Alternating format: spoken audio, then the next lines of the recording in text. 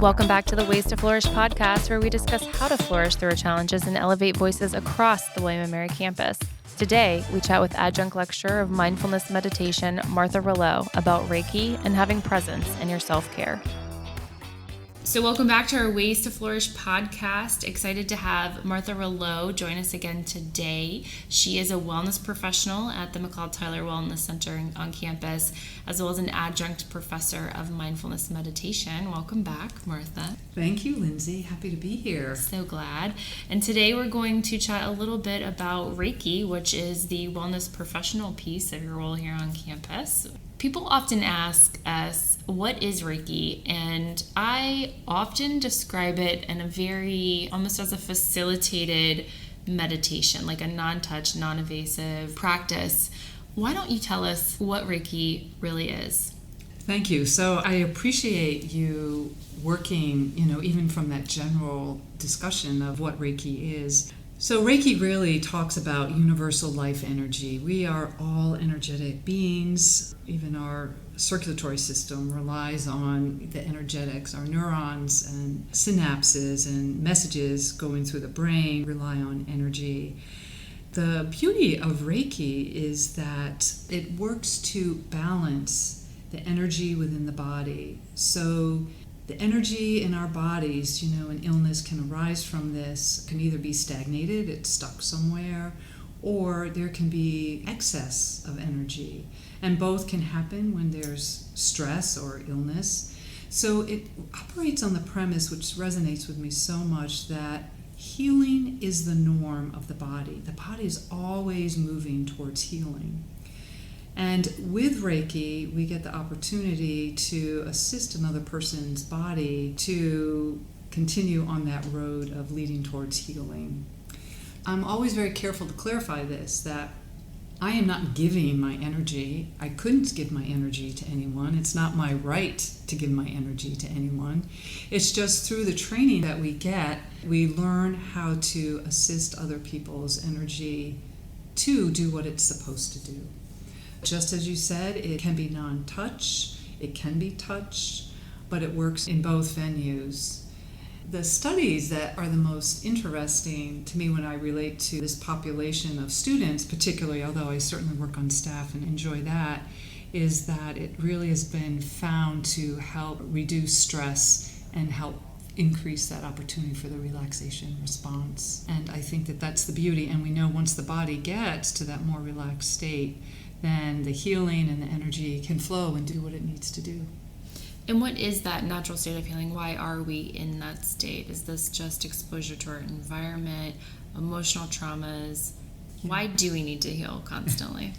Our body constantly needs to heal because there's some sort of injury that occurs in the body.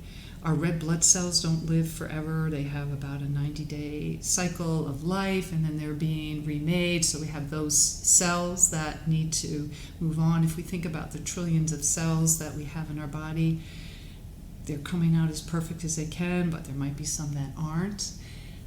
But the bigger picture is that it's our lifestyle that can really impact the fact that we create an internal environment that's not as healthy and is vibrant, either due to what we're ingesting or due to the chemicals that are released in our body from all the stress that we're experiencing, physical injury, even our emotional responses to certain things can create the opportunity for us to get that out of sync and out of balance. I think we all know when stress arises, the release of cortisol, that continual release of cortisol is something that isn't healthy for the body.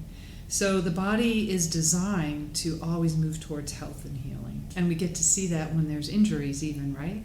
It's such a beautiful thing to watch the body heal. So what is your response to people who may approach Reiki with skepticism? I certainly want to acknowledge that, for sure. I came into Reiki actually with a sense of curiosity because my mom had Reiki, and she's a pretty skeptical person. And she was in having a hip replacement, and there are quite a few hospitals. There's about 800 hospitals, at least internationally, that offer Reiki services. And that, along with massage therapy, it's pretty equal, the percentage of interest that comes out for patients that are in the hospital. So she was skeptical and she told me about it. She couldn't really describe it, so I talked with a nurse about it. My mom talked about the change in stress. So it's important for anyone that is skeptical about it to ask questions. And, I'm a believer that if you can create an element of trust and you feel comfortable trying something out too, why not give it a try? It actually was founded initially by Yusai, and he was just practicing doing it himself. And then when the bomb in Hiroshima was dropped and he saw what was going on with all the tremendous health concerns, he said, I have to go out and teach people how to do this. So that's when it actually really started to branch out a lot more. And they require that people go through level 1 training, level 2 training, and then there's a master's level training. And since then, there's been some other trainings and other master styles that have come about, which I'm excited about because I feel like it's letting it continue to grow and expand and offer the opportunities. Is there a practice that you could suggest that people might be able to try on their own to experience, whether they've had Reiki before, maybe they've never even heard of it? Is there any practice that you could offer to folks right now to maybe attempt to experience that for themselves? Yes, I have one that I would offer.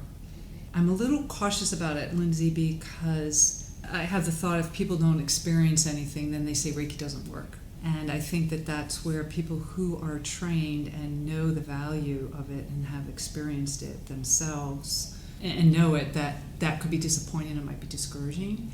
But if people can consider placing one hand on the forehead and then one hand right below the belly button. And you can do that laying in bed and keeping your hands there for 5 minutes or even a couple of minutes. And do that, and as you inhale and exhale, purposely breathing in the full front of the torso and then releasing on the exhale, maybe a longer exhale, that can actually help reduce anxiety. And the other one might be, if you want a little bit of energy, one hand below belly button, one hand above belly button. And that's right around one of those energy centers we have. If you're a yogi, that's the third chakra right there. And that can actually be energizing. So again, that's something people can try. I want to just put a plug in for the fact that I have, since COVID began, offered distance Reiki sessions from my home outside of Richmond to people up in New England and people in Virginia. And it has really affirmed the fact to me that distance Reiki really works. I was excited to work on a friend who's more a colleague, professional friend from Connecticut, and as I was offering the energy, I was just really struck how the left arm and the left hand was just really, that's where the energy was going. And I was just surprised. Everyone's energy is different. And at the end, I just had a conversation with her. What did you notice? And she shared. And I said, well, I was just curious. There seemed to be, a lot of energy moving down the left hand. And she goes, yeah, she said, my whole left arm and my left hand is something that within the last couple of weeks has really been giving me a lot of problems. So what I love about it is that it's the client's body knows what to do with the energy. It's almost like an offering and allowing and giving permission with assistance from the training to let the client's body do what is best for it. And the healing will continue afterwards. I always encourage drinking water to help everything continue, but the shifts will continue to happen afterwards.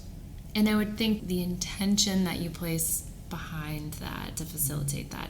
I felt calm immediately. So thank you so much for sharing that information about Reiki, Martha. Really happy to.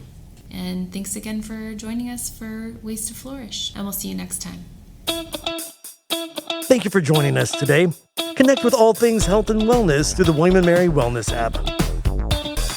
Thanks to our sponsor, United Healthcare.